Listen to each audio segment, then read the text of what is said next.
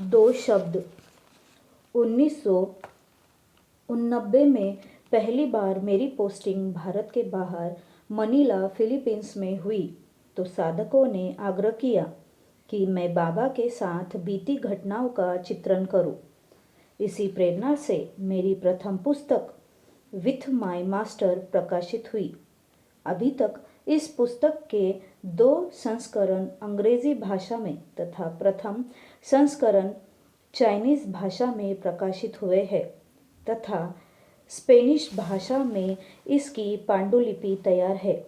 जब मैंने यह पुस्तक पढ़ी तो देखा कि इस किताब में जो विषय वस्तु लिखी गई है मात्र 10% ही लिखी गई है, अतः 90% लिखना शेष रह गया है। मैं उस किताब को आधार बनाकर तथा नाम बदलकर लिखने का प्रयास कर रहा हूँ।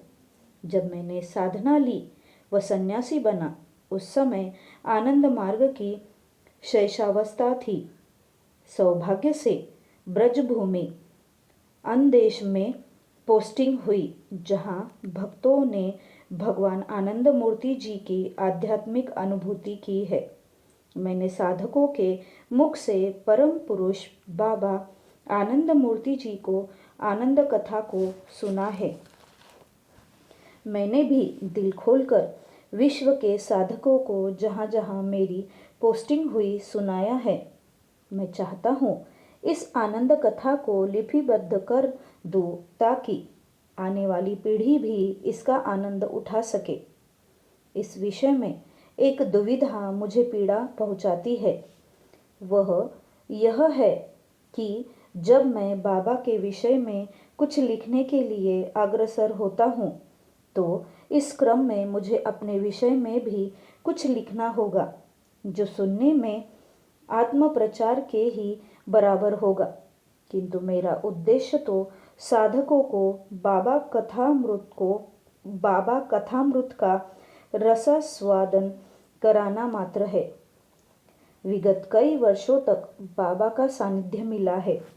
इस सानिध्य के बीच ऐसी कुछ उपलब्धियां और अनुभूतियां हैं जिन्हें जानना सभी के लिए उचित है।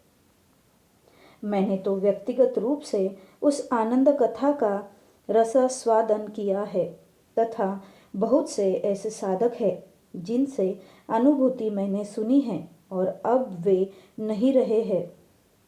उन सभी आनंद कथाओं को सुनाना मैं चाह रहा हूँ इस पुस्तक के माध्यम से।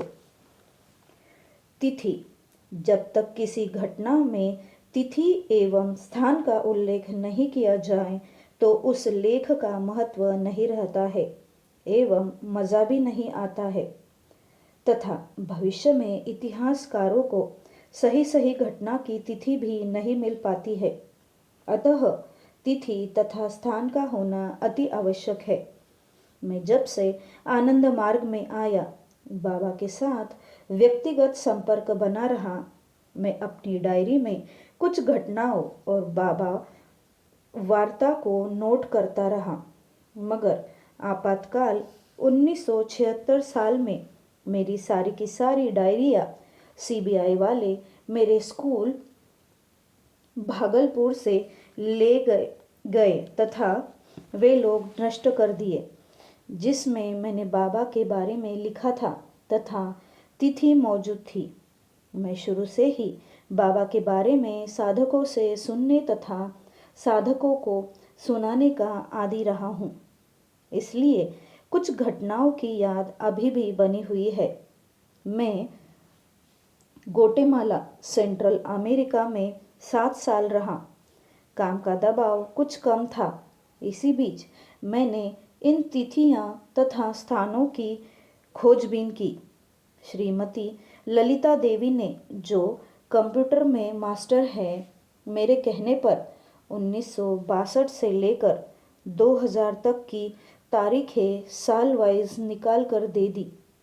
मनुष्य की स्मृति पर विश्वास नहीं किया जा सकता। वे भूल जाते हैं, परंतु लिखा हुआ तो वृत्तांत लिखना आसान हो जाता है। मैं इसके लिए श्रीमती ललिता देवी का आभारी हूँ। टेप। इन घटनाओं को लिखना मेरे लिए मुश्किल है।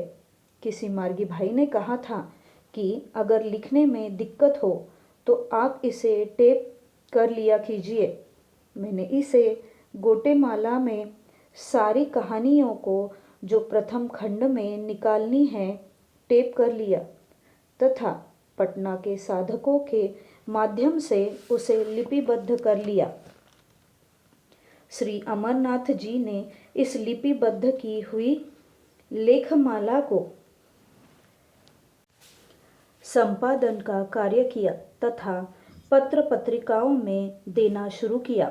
धीरे धीरे स्वरूप में परिवर्तन आ गया और मैं इसे पुस्तक के रूप में दे रहा हूँ। मैं अमरनाथ पटना का आभारी हूँ। पर्व। बाबा श्री श्री आनंद मूर्ति की इस पावन आनंद कथा को हम 5 भागों में बांटते हैं, जिसे हम पर्व अध्याय का नाम दे रहे हैं। 1. जमालपुर पर्व, जहाँ परम पुरुष शरीर धारण कर 1921 से लेकर 1966 के 31 दिसंबर तक रहे। 2. आनंद नगर पर्व, जहाँ परम पुरुष आनंद मूर्ति 1 जनवरी 1967 से लेकर 5 मार्च 1967 तक रहे। 3. रांची पर्व, बाबा आनंद मूर्ति, जहाँ 5 मार्च 1967 से लेकर जून 1971 तक रहे। 4. पटना पर्व, जहाँ प्रभु जून 1971 से लेकर 1979 के सितंबर माह तक रहे।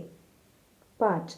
कलकत्ता पर्व, सितंबर 1979 से लेकर 21 अक्टूबर 1990 तक रहे। इन्हीं 5 केंद्रों को केंद्र बिंदु बनाकर बाबा ने भारतवर्ष के प्रत्येक राज्यों में भ्रमण किया, आध्यात्मिकता का प्रदान कर साधकों को मुक्ति का मार्ग बताया, फिर विश्व भ्रमण किया। यह पुस्तिका जमालपुर पर्व के 3 खंडों में प्रथम खंड है। शुभकामना। मनुष्य जब जन्म लेता है तब रोता हुआ लेता है। आप जरा चिंतन कीजिए, ऐसे बच्चा क्यों रोता है? जीता है आलोचना करते हुए और मृत्यु को प्राप्त होता है निराशा लेकर। सामान्य व्यक्तियों के जीने का यही समीकरण है। यदि इस मनुष्य के जीवन में आध्यात्म की सुगंध आ जाए, मधु विद्या में पारंगत हो जाए, जीवन आनंदमय हो जाए तो जीने का आनंद आ जाएगा। इसीलिए इस भौतिकवादी दुनिया को आध्यात्मिक क्रियाओं के रस से भिगोना पड़ेगा, तभी इस भौतिकवादी दुनिया का आनंद लिया जा सकता है। आशा है यह पुस्तिका आध्यात्मिक यात्रा में सहायक होगी। मेरी यही शुभकामनाएं हैं।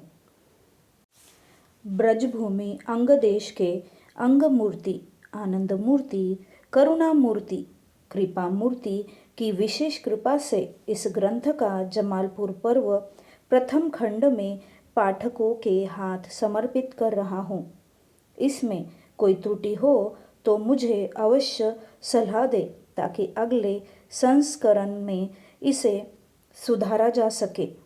आपका अधम सेवक आचार्य कृपानंद अवधूत।